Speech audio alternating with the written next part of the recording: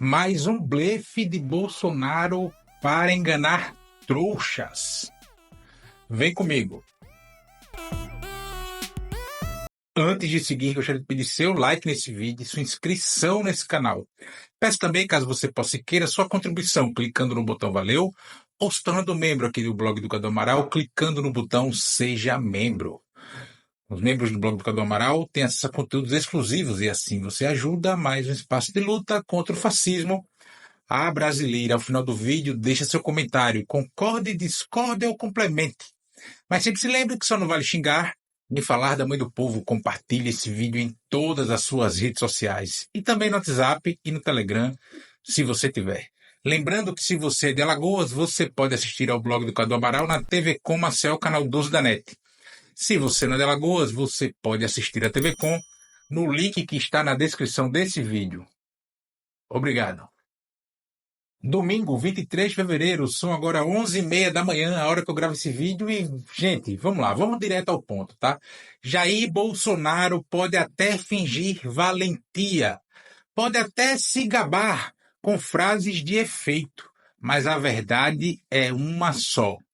Ele está com medo, medo real, medo palpável, porque a cada dia que passa, o cerco se fecha ao seu redor. O Supremo Tribunal Federal está prestes a tomar decisões muito sérias e ele sabe que vai acabar na cadeia por crimes gravíssimos: tentativa de golpe de Estado, roubo das joias sauditas e fraude no sistema de vacinação do Sistema Único de Saúde, o cartão de vacinação do SUS. Isso são fatos, não são ilustrações, não são teses da minha imaginação, nem da de ninguém. E ele sabe que a justiça está chegando.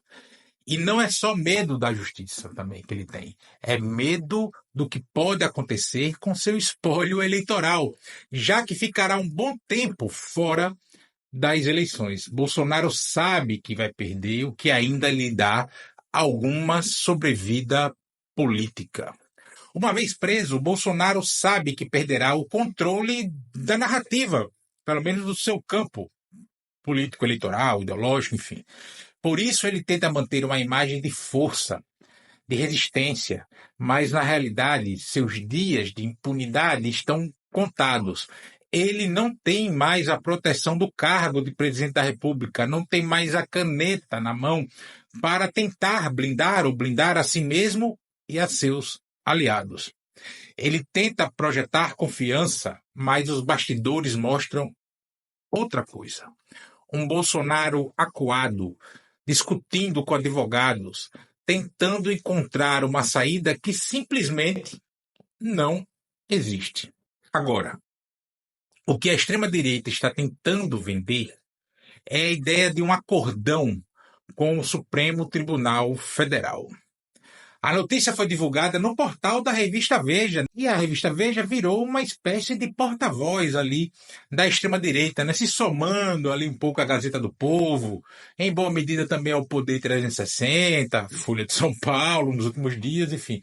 Por exemplo, e essa notícia desse acordo com o STF serve como bandeira falsa para a horda bolsonarista.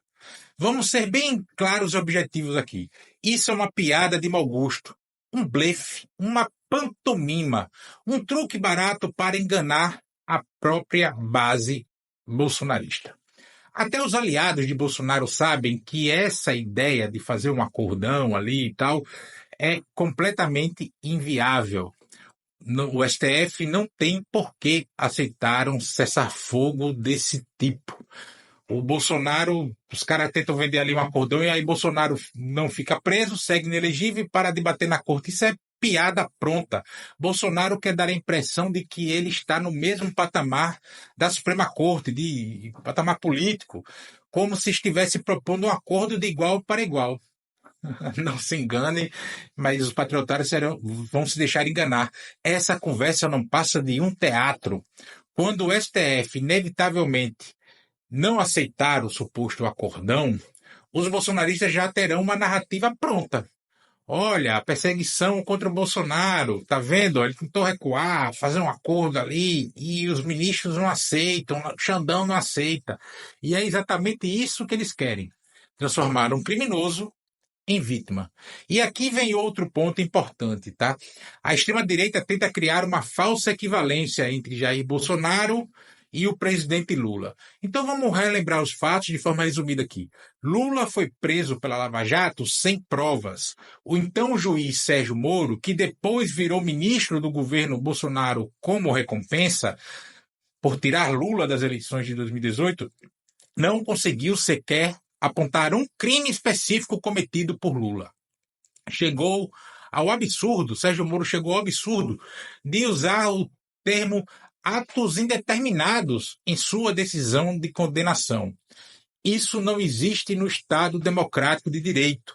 Ninguém pode ser condenado por um crime que não seja claramente descrito e provado nos autos processuais.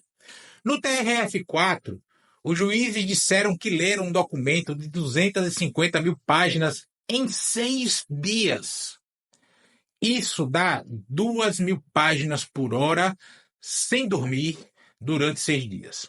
Só o fato de o processo saído de Sérgio Moro ter esse tanto de páginas mostra que nada de prova havia ali. 250 mil páginas é para criar na população, extremamente leiga em processos judiciais, que houve ali, no caso, uma abundância de provas. Ora, se houve, Lula não teria sido preso por atos indeterminados. Bolsonaro, por outro lado, enfrenta uma situação completamente diferente. Ele é investigado por crimes muito bem documentados, com provas concretas, depoimentos e evidências robustas, prints de conversas, transações bancárias, há testemunhas, documentos, rastros bancários, enfim, é uma série de documentos que comprovam a culpabilidade de Bolsonaro pelos crimes que ele responde. A extrema-direita quer deturpar a realidade para manipular a opinião pública. Mas nós sabemos a verdade. Outro ponto essencial. É ilusório achar que a extrema-direita vai parar de atacar o STF. Essa narrativa de confronto com a Suprema Corte é o motor político desse campo político ideológico que hoje existe no Brasil. Isso e bater no Lula, no PT, na esquerda. Mas essencialmente o STF. Eles precisam desse inimigo imaginário para manter a base mobilizada. Se não for o STF, aí é o presidente da República, a mídia, aí vai ser Congresso, enfim. Se não for o Congresso, a imprensa, aí vai nessa brincadeira. Eles precisam ir hoje ao STF na pessoa do Alexandre de Moraes. Eles sempre precisarão de um inimigo para justificar sua retórica golpista. Essa história de cessar fogo não passa de um disfarce para continuar com a guerra ideológica contra as instituições brasileiras. Bolsonaro quer parecer um grande estrategista, um líder calculista que sabe o momento certo de recuar, inclusive fingindo se preocupar com o país. Mas não é nada disso. Ele está desesperado.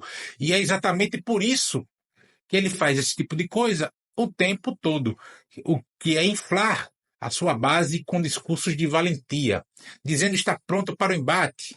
Ou no último seminário do PL, caguei para a prisão, mas no fim ele sempre recua, sempre. Mas dentro da bolha da extrema-direita, esse recuo é visto como tático, como uma estratégia para driblar o sistema. Mas a verdade é que ele está acuado. Ele não tem para onde correr. Ele pode fugir, mas será condenado. Seus aliados no Centrão, alguns que tem ali e tal, já começam a debandar, inclusive buscando outras alternativas para se manter no poder. O próprio PL, eu já fiz comentário aqui sobre isso, já começa a sondar outros nomes para a sucessão de Bolsonaro, e parte da bancada da Câmara do PL não quer saber de Bolsonaro, porque eles sabem que sua situação jurídica está se tornando insustentável e politicamente também não se segura. E quem quiser que se engane, essa tática de manipulação de latir e recuar, ela é antiga. Bolsonaro sempre usou esse jogo duplo para manter a sua base fiel, inflamando o discurso para depois se fazer de perseguido. Mas a verdade é que os próprios aliados de Jair Bolsonaro começam a ver que essa estratégia tem prazo de validade. O povo brasileiro já está cansado dessas falcatruas de Bolsonaro e sua família. E não importa quantos discursos Bolsonaro faça ou quantas narrativas a extrema-direita brasileira tente criar, os fatos são implacáveis. Resumindo, Bolsonaro está com medo, sabe que a justiça está chegando. A tentativa de um acordão é uma jogada para enganar sua própria base, seus próprios aliados entre a população. Porque entre a política os caras sabem que isso não vai dar em nada. E preparar uma narrativa de perseguição quando a sua prisão ocorrer. Até o fim deste ano, de 2025. Ele quer se colocar como um injustiçado, mas não tem como fugir das consequências de seus crimes.